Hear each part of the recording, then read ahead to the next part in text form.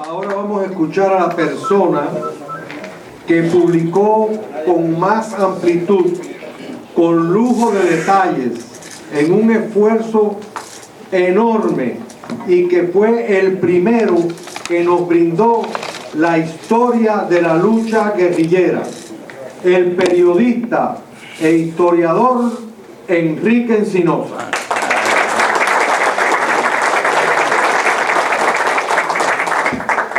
Primero que nada quiero decirle, antes que se me olvide, yo he escrito un libro nuevo sobre el Escambray que tiene muchísima más información que el primero. Este libro no está publicado en forma de libro.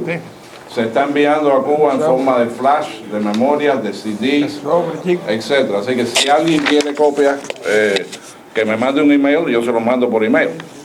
Y lo perfecto sería que después que le hagan más copias y más copias y más copias. A mí no me interesa ganarle dinero a esto. Lo que me interesa es que lo lean miles y miles de personas. Lo que estamos hablando fue un proceso, que fue el proceso más violento y más sangriento en la historia de Cuba desde la Guerra de Independencia. Se habla del Escambray, pero en realidad hubo alzados en todas las provincias de Cuba.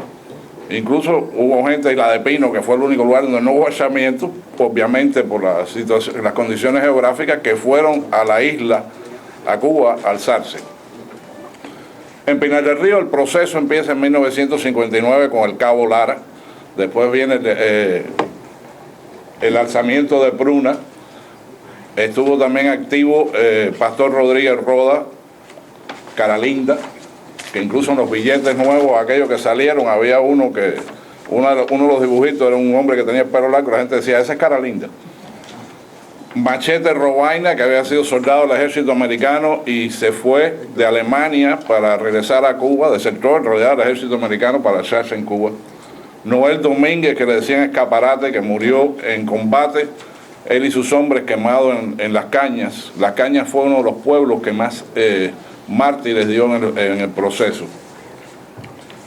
Pedro Celestino Sánchez Figueredo, que era un estudiante universitario, que se fue al monte y fue posiblemente el alzado que más tiempo estuvo alzado. Esteban Márquez Novo, el tío, que llevó a cabo el Frente Unido Occidental, que llegó a tener más de 1000 personas involucradas en las líneas de suministro y donde hubo decenas de fusilamientos. Márquez Novo, cuando fue rodeado en el año 64 en una casa de curar tabaco, le prendió candela a la casa, prendió candela a los documentos que tenía y se dio un tiro para no caer prisionero. Y por supuesto los más conocidos también, que son Clodomiro Miranda y Bernardo Corrales, ex capitanes del ejército rebelde. Ambos fueron capturados, heridos, y Clodomiro Miranda fue llevado al paredón básicamente con una herida que le llegaba desde el esternón hasta la ingle y comida por gusanos. En La Habana, que La Habana no es una provincia propicia para alzamiento, pero hubo por lo menos 3 grupos de alzados: el Indio Cardo, el grupo de Pastrana y el grupo del Pipero, en las zonas de Güines, en las zonas de las Lomas de Jaruco, y estos grupos estuvieron alzados del 61 hasta el 63. Matanzas fue posiblemente, después de Las Villas, la provincia que más fuerte se peleó. En Matanzas, el proceso de Matanzas empieza con Herelio Peña y Pichi Catalá, que llevan a cabo los primeros alzamientos. Pero este proceso ahí duró desde el 60 hasta septiembre 4 de 1964 en Los Arabos, donde cae la última guerrilla de Campitos. La guerrilla de Campitos se movía, y muchas de estas guerrillas, o sea, no eran exclusivamente matanzas. La guerrilla de Campitos funcionaba en lo que era también el norte de Las Villas, en lo que llamaban el Frente Norte de Las Villas. Ahí estuvo Campitos, estuvo Perico Sánchez de Hawái Grande. Cuando Perico Sánchez pierde tenía 2 hijos que se alzaron con él. Uno murió el 8 de mayo, otro murió el 10 de mayo del 63 y él murió el 20 de mayo. El 8 de abril, el 10 de abril y el 20 de mayo. O sea, en menos de 2 meses murieron los 3. El cuerpo destrozado de Perico Sánchez, con la metralla tratando de brincar una cerca, lo llevaron en un camión a Hawái Grande y lo pasearon por el pueblo. Y el individuo que estaba manejando ese camión y diciendo a la gente que vinieran a ver el cadáver del bandido muerto era un primo de él. O sea, este es un proceso que fue verdaderamente brutal. En las villas llegaron a haber 3 frentes. El frente norte, que era de Corralillo a Sagua, donde se movía José Martí Campos Linares, era el jefe de esa zona, y hubo más de 200 alzados.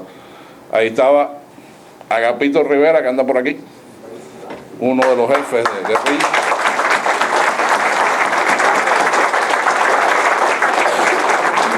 Estaba Macho Ramos, que no está aquí hoy, pero Macho Ramos fue el último alzado en caer preso en Matanzas, cuando la guerrilla se movió para Matanzas. Estaba Tondique, y en fin, ahí había más de 200, Reino Echenique. En la familia de Guapo se hallaron 12 y 11 murieron, y él quedó vivo, pero como un queso suizo. Y verdaderamente, yo sé que eso era... A él una bala le partió la femoral y no se desangró porque otra bala antes le había partido el brazo y se le formó un coágulo arteriovenoso en la ingle que le trancó la herida. Y después díganle que le enseñe la pierna, que vaya, es impresionante. Además del frente norte estaba el frente sur del llano, que comprendía desde Cienfuegos hasta el pie del Escambray. Ahí hubo más de 200 alzados. Eso lo comenzó Carlos González Garnica, que a veces es un sargento del Ejército Rebelde, y él comenzó ese grupo, recibieron armas del MRR de La Habana, y con eso se empezó el foco. González Garnica murió cuando se cayó por un precipicio de noche en una operación. Pero ahí hubo ciertamente el boticario Molina, hubo los Miner de la Torre, Grisel de la Torre. O sea, hubo ahí otro grupo de combatientes enormemente valientes. Ahí quedaron menos de 20 de los 200 vivos. Y por supuesto el Escambray. El Escambray es el macizo más importante en este proceso. En el Escambray llegaron a ver los primeros alzamientos, en los cuales Orlando Bosch tuvo una participación significativa, porque las primeras armas que llegan al Escambray fueron llevadas por él, que cuando era gobernador de las villas se las robó. No, las confiscó. Esa era una mejor palabra. Las confiscó y se las llevó a Sinesio Guas Río. Y es precisamente en esta fecha que mueren Sinesio Guas, una noche como hoy, muere Porfirio Remberto Ramírez, Sinesio Guas Río, José Palomino Colón, Ángel Rodríguez del Sol y Plinio Prieto. Esas guerrillas continuaron funcionando, eventualmente se establecieron, vinieron las limpias, para las limpias trajeron 60.000 hombres de otras provincias que lo admiten ellos.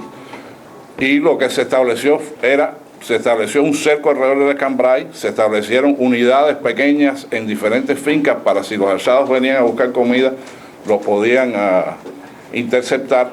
Y además se estableció que 10 batallones iban a tomar cada cuadrado, se dividió en cuadrantes.